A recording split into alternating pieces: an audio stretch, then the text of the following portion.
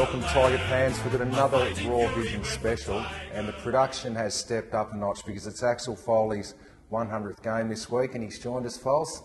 Good to have you on. Thanks, Rick. Good to be here.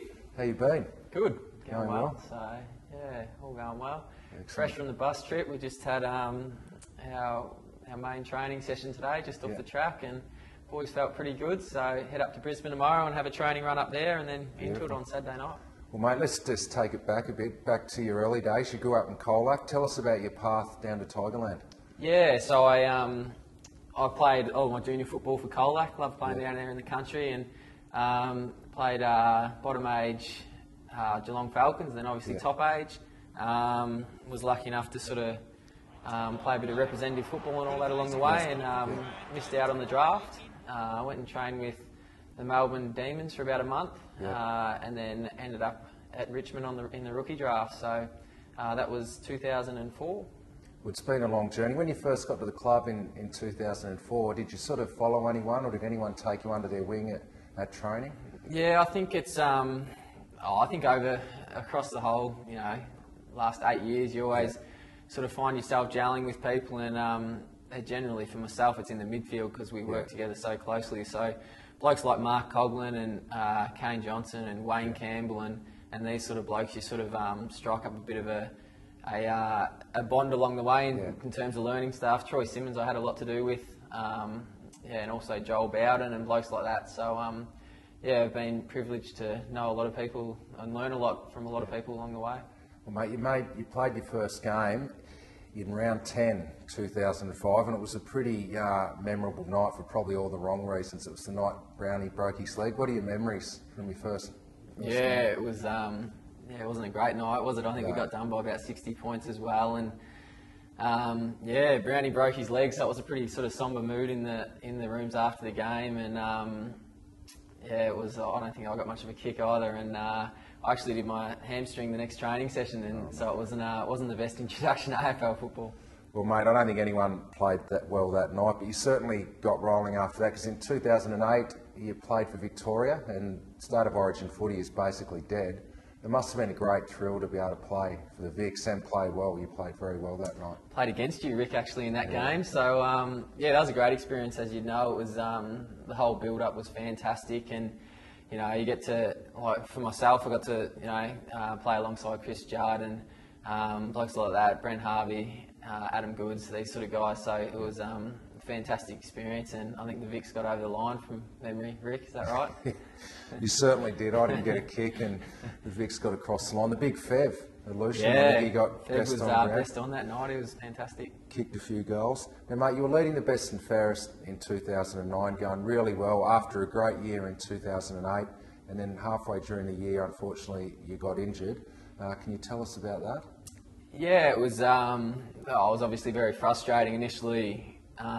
Went down with the injury and sort of thought, that's part and parcel of the game, and went in and had an ankle operation, and that all went really well. But unfortunately, from that, got a few Achilles problems, and it sort of snowballed into a I suppose in the end quite a serious problem. I sort of struggled to get back, and had to have a couple more operations, and only played 4 games in 2010, but. Finally got on top of it, and sort of had an okay pre-season in last year, and starting to play some consistent footy, and more importantly training consistently now, so starting to get a good base, which is great. It's great to have you back, Foles, but 18 months you basically were on the sidelines. You played those few games, but must have been frustrating. We all know how frustrating rehab is. Were there moments there where it started to get you down a little bit, and you? Oh yeah, definitely. It was it was a tough period.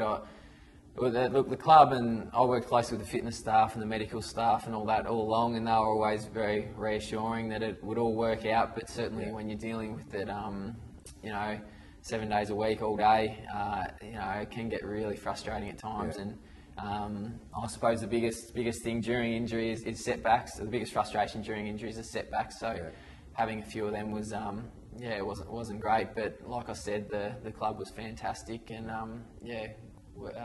help me to get back. Well, mate, everyone's rapt to have you back this year, and you're really starting to play some good footy again. You had a career high 40 disposals a couple of weeks back. How close do you think you are of like regaining your best form week in, week out? Yeah, not too far away, hopefully, Rick. I think, like I said earlier, the most important thing is playing and training, and the more you do that, the more base you get underneath you, and the better you can run out games, and the stronger you start to feel out there. So, I'm starting to feel like I'm getting a really good base underneath me. So, hopefully not too far away. A new game plan under Demi. You've been here for a number of years now, a few different game plans. Have you really got a hold of that now? You didn't play a lot under him last year. Are you still learning your way a little bit there? Yeah, probably still learning my way a little bit. I think I've picked it up a lot in the last probably 6 or 7 weeks. Certainly I know a lot of it on paper, and it's one thing to have it on paper and then to put it in place in games. So really starting to feel I'm getting on top of it now, as is a lot of the group, and I think that's where a lot of our improvement's coming from, is learning these game plans and really starting to get in sync with one another.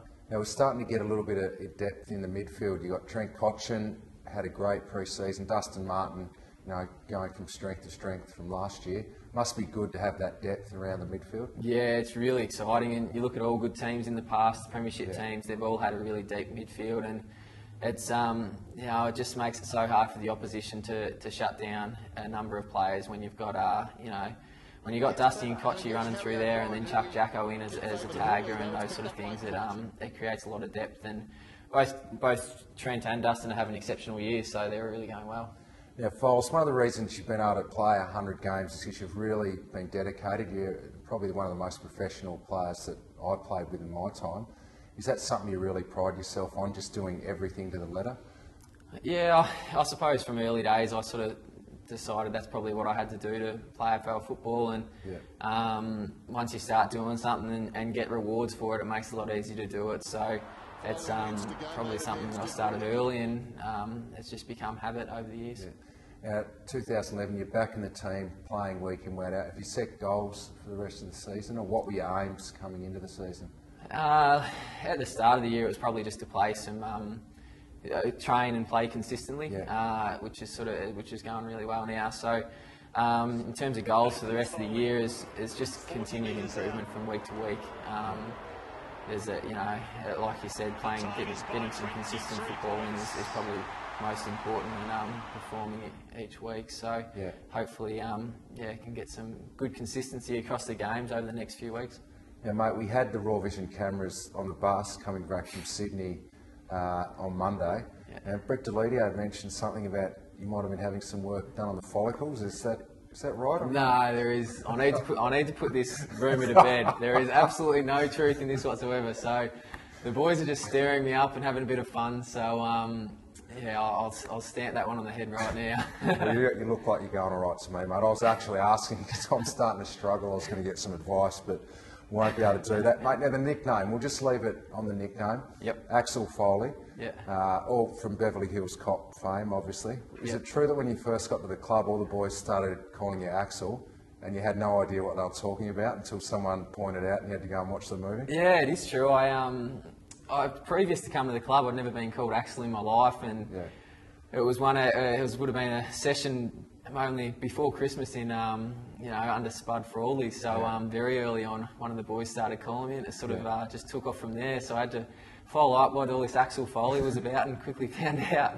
Well, it's one of the great nicknames, Foles. Well done on 100 games against the Lions this week. Good luck and congratulations. Thanks, Rick.